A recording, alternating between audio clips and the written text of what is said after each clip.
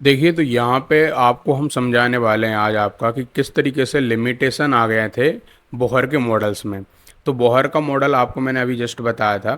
तो उसमें क्या थे, आपके कुछ ऐसे लिमिटेशंस थे जो कि बोहर मॉडल हमको क्या है, क्लियर नहीं कर पा रहा था। फॉर एग्जांपल हम बात करें तो बोहर मॉडल देखो, वाकई में हम कहेंगे तो hydrogen atom was no doubt an improvement था ओवर रदरफोर्ड के न्यूक्लियर मॉडल से। मतलब कि रदरफोर्ड हो गया या जे जे थॉमसन हो गया, जो कोई भी मॉडल आ रहे थे हमारे, तो उससे काफ़ी हद तक हम कहेंगे जो बेहतर हमको कोई चीज़ बताई है तो वो बोहर मॉडल ने बताई है। ठीक है, इसमें कोई शक नहीं है।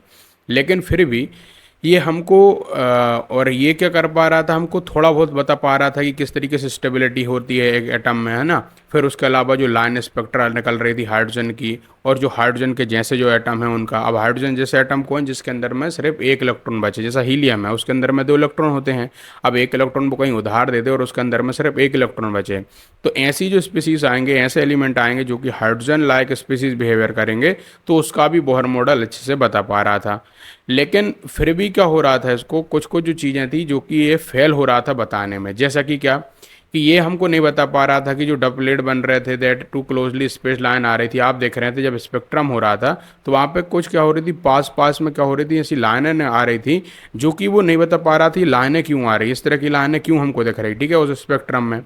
फिर इसके अलावा और ये हमारे को एक्सप्लेन नहीं कर पा रहा था कि जो स्पेक्ट्रम था एटम का, अदर देन हाइड्रोजन, है ना, हाइड्रोजन का स्पेक्ट्रम तो उसने बता दिया था भैया ऐसा है वैसा है, लेकिन हाइड्रोजन के अलावा भी तो बहुत सारे एलिमेंट्स हैं, उनका नहीं बता पा रहा था ये।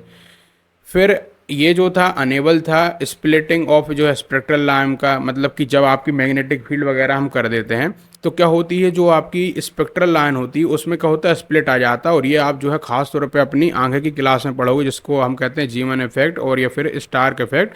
तो ये आपको अभी पढ़ना नहीं है, बल्कि इसके बारे में बस सुन लो कि जब आपकी मैग्नेटिक फील्ड अप्लाई होती है तो हमारी जो दो वेवें थी ना, एक तो इलेक्ट्रोमैग्नेटिक वेव वगैरह और एक थी आपकी जो है, देखो एक है इलेक्ट्रिक वेव और एक है मैग्नेटिक वेव। तो मैग्नेटिक जो फील्ड है वो जब उसकी प्रेजेंस में क्या हो रही थी कि ये चीज़ें क्या हो रही थी, वहाँ पर क्लियर नहीं हो पा रही थी।